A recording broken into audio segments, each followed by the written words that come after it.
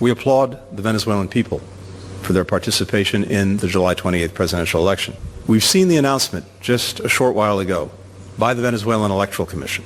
We have serious concerns that the result announced does not reflect the will or the votes of the Venezuelan people. That was the U.S. Secretary of State Antony Blinken earlier this week upon learning the result of this past weekend's presidential election in Venezuela as announced by the Electoral Commission there. Blinken led a chorus of voices criticizing the election, mostly consisting of heads of state and other government officials in the EU and the US and its allies in Asia and Latin America. Also around the region, though, including in most South and Central American countries and across the Caribbean, and including Russia, China, India, and other major powers in the world, there was support expressed for the re-election of President Nicolas Maduro. Among those voices were the voices of the members of this group of election observers from around the world who had descended upon Venezuela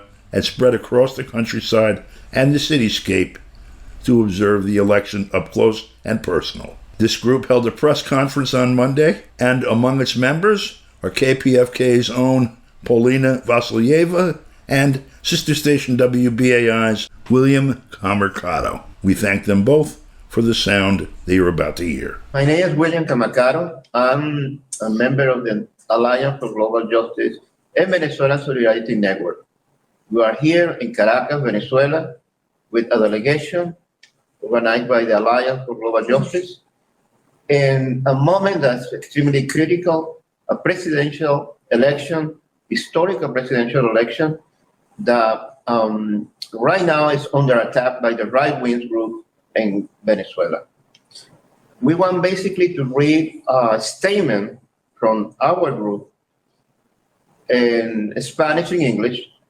We also will have several members of the group giving their opinion about what they have been able to see over here in Caracas, in Venezuela, but also their opinion about this behavior that the opposition have at every single election, especially in the latest election in the country. So we will start with a statement in Spanish, written by Natalia Ordinsky Schurman from the Alliance for Global Justice in Spanish. In English. In English. Sorry. All right. We, the undersigned organizations, associations, and movements, congratulate the people, all authorities, and political parties of Venezuela for holding the presidential elections peacefully and transparently. Once again, it was confirmed to the world that the Venezuelan electoral system continues to be one of the most secure globally, capable of transmitting the essence of the voter's decision with more than a dozen types of audits, and where the political forces of that country intervene in their different tendencies, all under detailed rules and regulations with constitutional rank, which verifies the strength of the Venezuelan democratic institutions. We congratulate President Nicolas Maduro for this new victory with 51.2% of the votes, which he has won under difficult conditions, facing all the difficulties resulting from other countries' intervention in Venezuela's internal affairs impacting its economy. Likewise, we see the results as an opportunity for the international community to rectify its erroneous policy of sanctions and financial blockades against Venezuela, which have caused a crisis 3 times worse than the Great Depression in the United States. We hope that this new democratic manifestation of the Venezuelan people will be the starting point for a new way of relating with Venezuela in terms of respect for the political and sovereign decision of the Venezuelan people. Finally, we ask for respect for the Venezuelan people who have not tired of sending us messages of political and economic independence. We call on the international community to accept once and for all this reality in Venezuela. We say that peace has won and sovereignty has won in Venezuela, and we say long live the people of Venezuela. I have to say that also Perez Gibel signed the letter, who is a Premier Nobel Peace Prize. So now we have Michael running from Minnesota Peace Action Coalition. Thank you. The first thing I want to do is thank the people and government of Venezuela for inviting us to witness this historic election. We were able to go to many of the polls and observe the voting by the people of Venezuela. The corporate media, the Western media, will continue to try to discredit the election that took place here. But we saw firsthand how the electoral system here works, and fraud is the farthest thing from what could happen. We saw various ways in which the electoral system is audited, both for the people and for the government.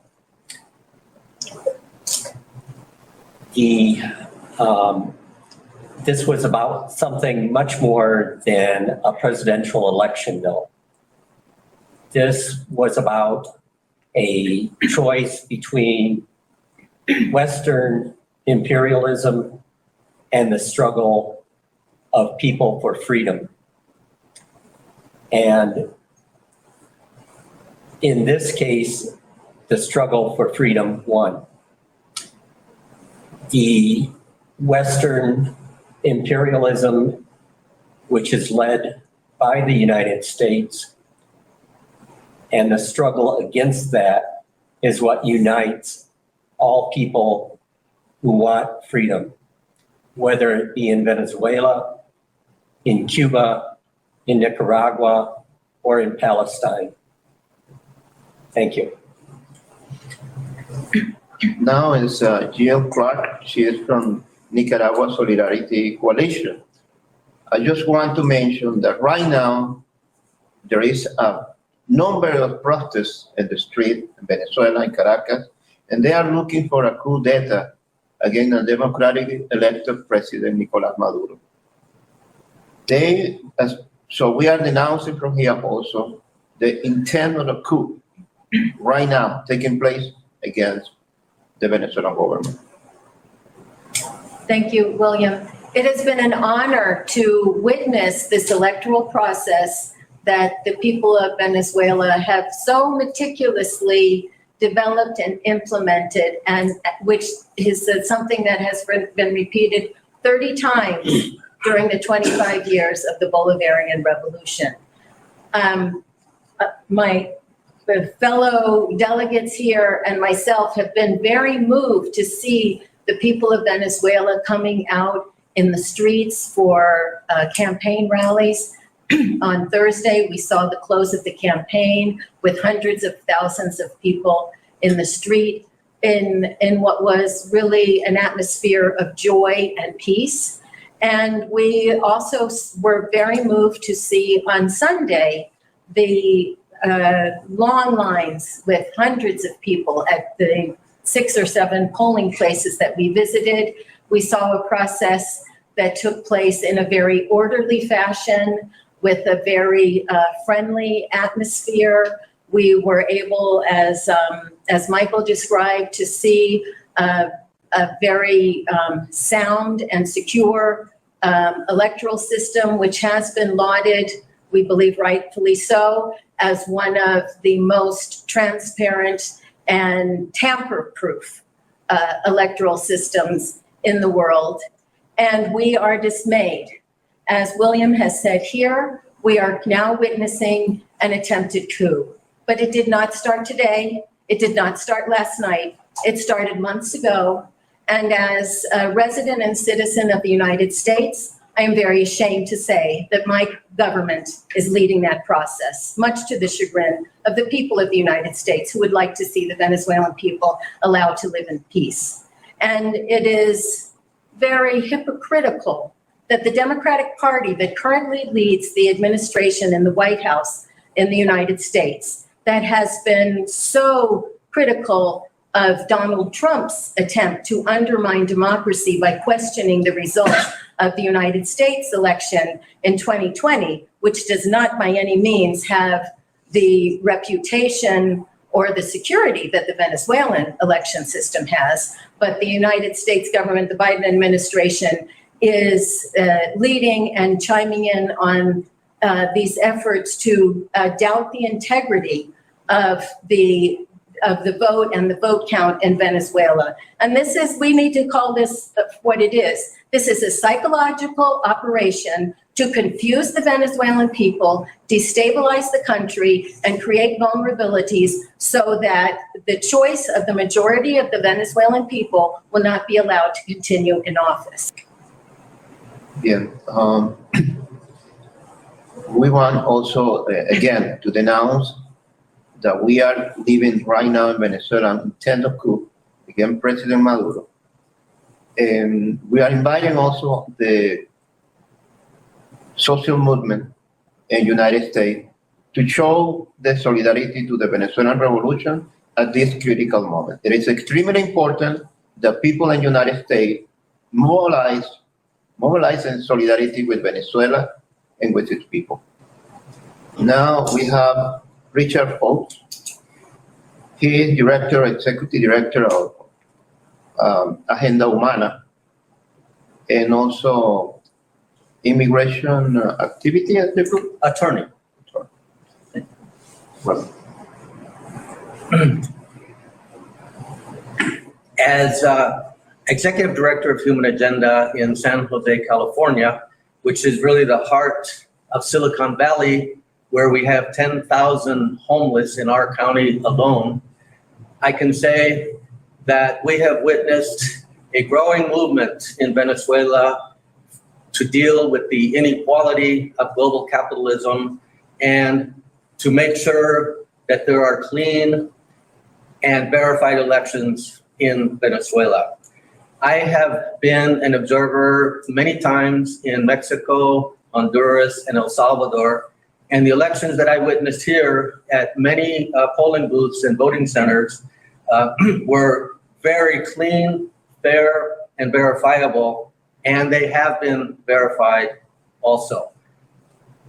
As an immigration attorney concerned about immigration, we know that over the last years, many Venezuelans have left Venezuela.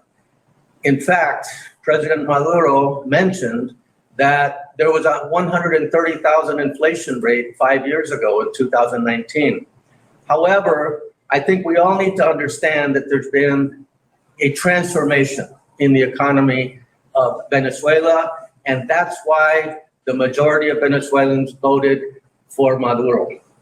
First of all, we have to understand that there are 3,600 communes, 49,000 communal councils, and 4,500 new projects that are supporting the basic needs of the Venezuelan people. Projects that over time increasingly have addressed the needs of the people of Venezuela.